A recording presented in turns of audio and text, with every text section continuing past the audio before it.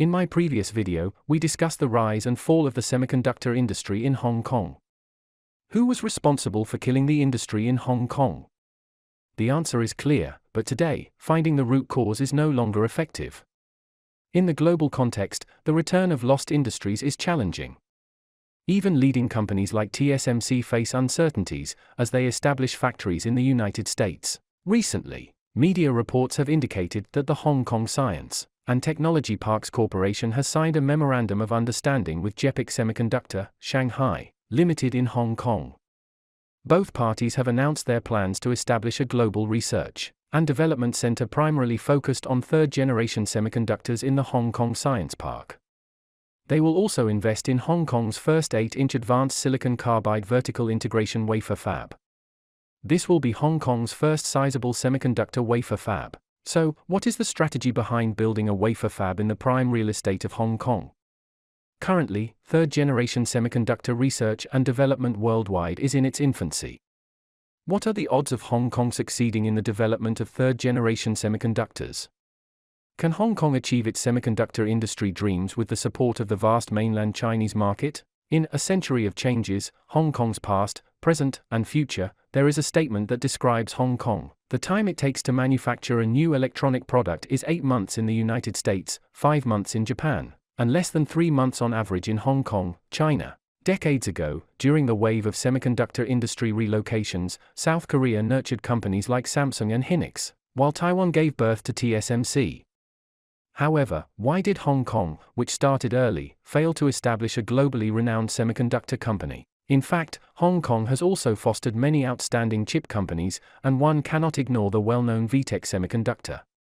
JEPIC Semiconductor, a Hong Kong-based semiconductor company under the global mobile phone manufacturer Motorola, was once the largest chip company in Hong Kong. It operated 3 semiconductor testing and packaging plants in Hong Kong, including one in Tai Po called the Silicon Harbor Center, which was the second-largest chip testing center in all of Asia in the early 21st century. In 2002, due to rising rent and labor costs, JEPIC Semiconductor, which had been operating in Hong Kong for over 30 years, announced the relocation of most of its production lines to Tianjin, China. However, JEPIC Semiconductor also left behind a significant legacy in Hong Kong, and one of the notable inheritors is ChipMOS Technologies. ChipMOS Technologies was established in Hong Kong in 1999, as an independent company spun off from JEPIC Semiconductor's Research and Development Division.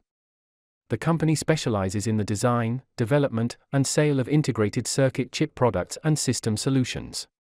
Its products and solutions are applicable to smartphones, tablets, TV displays, laptops, and other smart devices. In 2004, ChipMOS Technologies went public on the Hong Kong Stock Exchange and is currently the largest chip design company in Hong Kong, among the few that have remained in the region. Furthermore, Hong Kong has only around 30 remaining semiconductor companies, such as AAC Technologies, Sainchips, Ween Semiconductors, and Open Silicon. These companies primarily engage in design and research and development in mainland China, while Hong Kong focuses on marketing and distribution. AAC Technologies is a prime example of such a setup. In 2003, Mr. Zheng Zhuorong, a successful entrepreneur and engineer who returned from Silicon Valley in the United States, founded AAC Technologies. It is an integrated circuit design enterprise that specializes in designing and selling chips with independent intellectual property rights. Currently, AAC Technologies Integrated Circuit Technology Company, Limited is headquartered in Hong Kong and has established research facilities and wholly owned subsidiaries in Zhuhai, Shenzhen, and Taiwan. At present, Hong Kong's development of emerging third-generation chips presents an excellent opportunity to rejuvenate the semiconductor industry. Given the ongoing technological barriers, third-generation semiconductors are poised to become the vanguard of China's semiconductor industry, facilitating overtaking competitors. The development of third-generation semiconductors based on gallium nitride is currently the latest global trend, with most companies starting from a similar position. With the support of the Greater Bay Area and leveraging the vast mainland Chinese market, what are the chances of Hong Kong successfully revitalizing its chip industry? Before addressing this question, let's consider a case study: Singapore. Hong Kong and Singapore share many similarities in terms of being financial centers in Asia and have similarities in politics, economy, society, and culture. In recent years, Singapore, which is even smaller in size than Hong Kong, has been making a renewed effort in the semiconductor industry, and has attracted many chip companies to establish manufacturing facilities.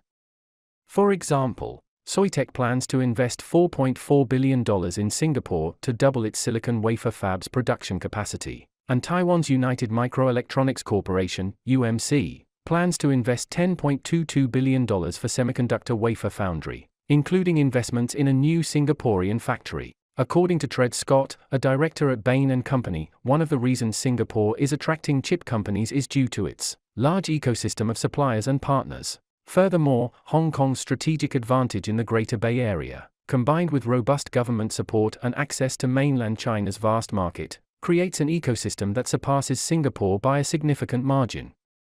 As of September 21 this year, there are a total of 20,607 high-tech enterprises in China related to integrated circuits, with Guangdong province leading the nation with 6,572 such enterprises. Shenzhen and Guangzhou rank among the top in the province with 2,896 and 2,506 enterprises, respectively.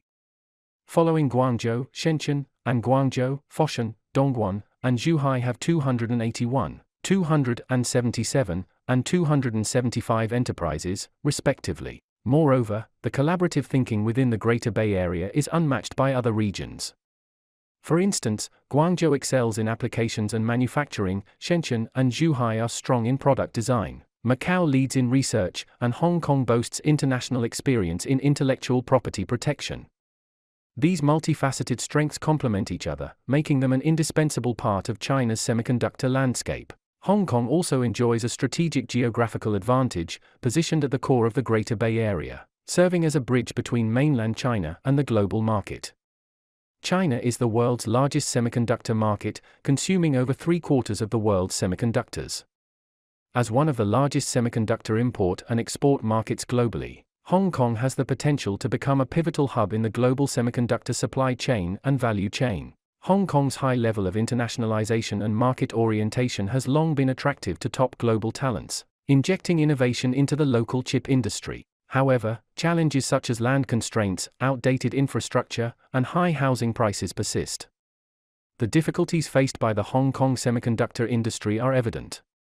In a highly commercialized society, cutting-edge research is one of the most challenging areas in terms of economic viability. Hong Kong's younger generation prefers careers in medicine, law, and finance, as opposed to the demanding work of science and engineering, which may not offer quick financial returns or the ability to afford housing. Students who wish to pursue academic careers often leave for foreign countries due to the shortage of teaching positions, while those interested in innovation and entrepreneurship are often compelled to break into the mainland Chinese market. Mainland China's technological development takes a long-term perspective, a path Hong Kong has been hesitant to follow. Reflecting on this issue, Huang Jinhui, Vice Dean of the Faculty of Engineering at the Chinese University of Hong Kong, lamented, "In the past 30 years, we have been relatively short-sighted. People wanted to make money quickly, and long-term investments were not considered. This led to a focus on the service industry, a trend that should be corrected." Realizing the issue, Hong Kong is actively adjusting its course. According to Alfred Sitt, the Secretary for Innovation and Technology in Hong Kong, developing the technology industry in Hong Kong is not a hasty decision. Their choice for industry development is based on 4 considerations: whether Hong Kong has an advantage in the related industry, whether the industry can stimulate the local economy, whether it can create local jobs, and whether it can contribute to national needs. In the ever-changing landscape of the industry, restarting the chip industry in Hong Kong amidst its existing strengths as an international financial center, trade hub, and maritime hub, although challenging, comes with numerous favorable factors. We believe that the answer will gradually emerge in the near future. That's all for today's discussion, and we'll see you in the next video.